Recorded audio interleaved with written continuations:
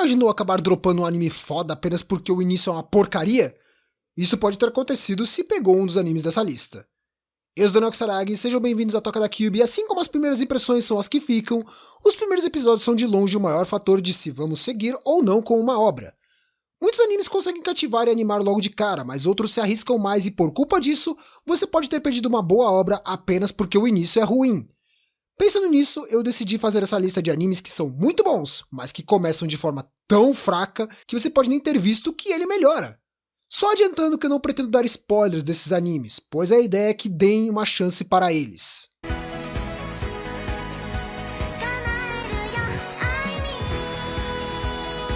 Começando de leve com um título recente. Kaminaki foi um dos achados do ano passado que conta sobre um garoto chamado Yukito, que após ser usado de sacrifício pela seita do pai dele, ele deseja viver em um mundo onde não haja deuses. Nisso, o desejo dele se concretiza e ele vai parar em um mundo que o conceito de religião e deuses não existe. Mas em troca, o mundo é regido por um império que controla as mortes das pessoas, forçando elas a terminarem suas vidas quando o império decidir que devem. Apesar desse início tenso, a história em si é bem controlada, com momentos de comédia puxadas para o nonsense e uma animação que propositalmente é mal feita. Mas a real é que depois de alguns episódios o clima do anime muda e várias revelações surgem mudando completamente a visão que temos daquele mundo.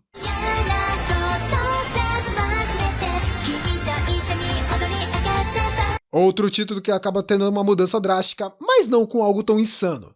Golden Time conta a história de Bangri, um garoto que está entrando na faculdade e acaba conhecendo pessoas novas nessa faculdade. Uma delas é Kagakoko, uma garota stalker maluca que persegue seu novo amigo porque ela decidiu desde criança que seria a esposa dele no futuro. A relação dos dois é bem amigável de início, mas aos poucos vão se aproximando enquanto o amigo do Bangri vira cada vez mais um extra. Até que lá pro episódio 6 ela se declara para o Bangri. Mas não disse que não ia dar spoiler? Acontece que isso é literalmente uma introdução a esse ponto da história, e o enredo principal é na verdade outra coisa. Então meio que não disse nada que estrague a surpresa. Fora que a opening mostra os dois juntos, tava esperando o quê? O problema disso é que, até esse ponto, eles focam em uma perseguição insana da Coco com o amigo do Bangri, que simplesmente não leva a nada. Isso serve para gastar tempo enquanto o enredo principal fica de fundo em alguns episódios.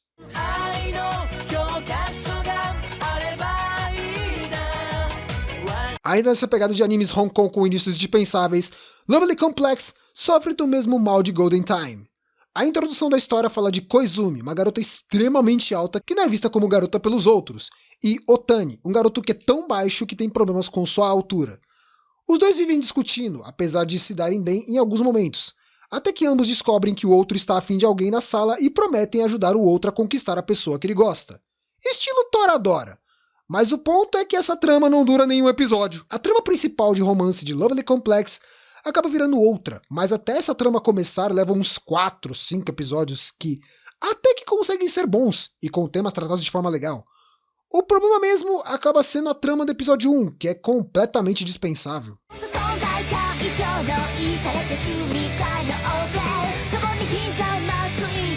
Esse título talvez nem seja tão bom assim, mas ele até que rende umas boas piadas e o início é bem fora de tom, então conta. MM fala de um garoto chamado Sado Taro, um garoto com um fetiche masoquista extremo que o faz ficar fora de controle quando se imagina sendo maltratado por garotas e, pensando em uma forma de se livrar do seu lado masoquista, ele pede ajuda para Izurugi Mio, uma garota que promete que iria curá-lo desse fetiche.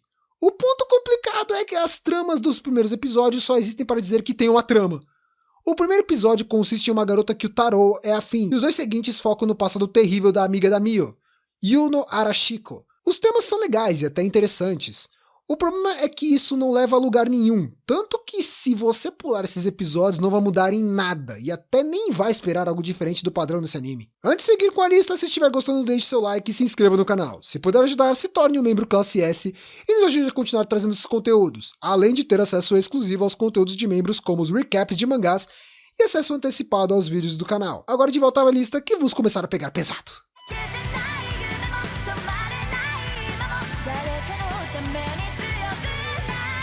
Eu sei o que devem estar pensando, mas sinceramente temos que combinar que o começo de Kimetsu no Yaiba é bem fraco. Kimetsu no Yaiba, pra quem não se lembra, foca na história de Tanjiro, um garoto que teve sua família morta por um demônio e sua irmã, Nezuko, acabou sendo transformada em um demônio. Em uma tentativa de fazer Nezuko voltar ao normal, Tanjiro decide se tornar o exterminador de Onis e ir atrás do demônio Muzan, que provavelmente seria o único capaz de fazer isso. A introdução de Kimetsu chega a ser bem fraca, com arcos simples, com demônios com passados tristes, porque sim. O primeiro ponto que Kimetsu realmente conseguiu me fazer me apegar foi o arco da família Aranha, mas antes disso era apenas um corredor de lutas bem cansativo com alguns pontos legais, mas nada memorável. Tanto que eu duvido que alguém se lembre dos arcos anteriores disso. Admito que depois disso, no arco do Trem Infinito deu uma engrenada, mas o início realmente foi bem dispensável e eu só insisti mais por causa do famoso episódio 19, porque desde o episódio 3 eu já estava bem desanimado.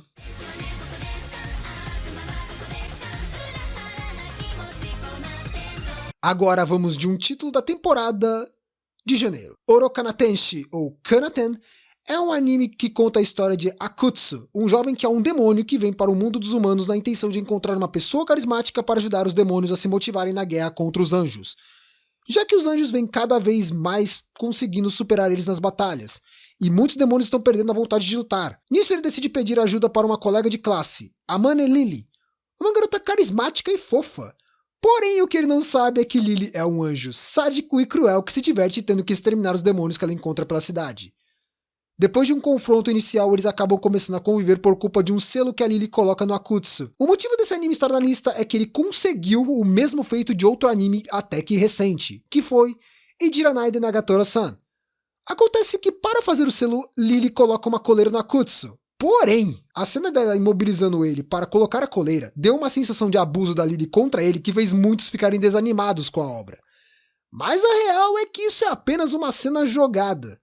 No episódio seguinte, a pegada muda para um jogo de sedução estilo Kaguya-sama, e o terceiro episódio já foca um pouco mais na Lily tendo que lidar com uma amiga que tem ciúmes dela.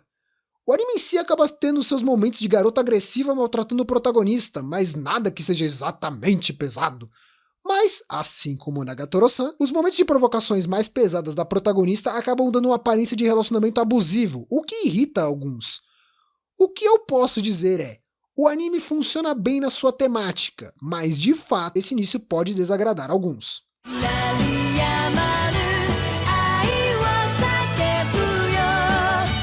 Agora um título que é costumeiro de levar bomba. Nanatsu no Taizai conta a história da princesa Elizabeth Leonis indo atrás de encontrar os cavaleiros conhecidos como Nanatsu no Taizai para ajudar sua família, pois os cavaleiros sagrados do reino planejavam dominar tudo, matar o rei e usurpar o trono. Admito que Nanatsu não tem uma temática tão incrível assim, mas o problema é na forma como desenvolve seus personagens. Meliodas é um pervertido irremediável durante toda a Season 1, King praticamente existe por alguns episódios enquanto outros ele só tenta conquistar a Diane. Gauser é um grande dane-se, a Elizabeth, vixi! Se existisse um prêmio para a personagem mais inútil dos animes, a Elizabeth ainda perderia porque até para tentar conseguir o prêmio ela iria conseguir falhar. Acontece que depois de vários episódios da Season 1, isso muda. Depois nos OVAs Seishun no Shiraishi, algumas dessas personagens mudam, com a Diane notando o que sente pelo King, e Elizabeth ficando com raiva do Meliodas pelo susto que deu em uma luta com o Ban. Depois da Season 2, Imashimi no Fukatsu, melhora mais ainda, com o Meliodas tendo momentos mais tensos e a Elizabeth deixando de ser o peso morto ambulante e virando mais um porto seguro pro Meliodas. Mas é aquilo. Ter que aguentar mais de 15 episódios para conseguir ver algum tipo de desenvolvimento desse pessoal é o fim da picada. E por falar em quantidade de episódios...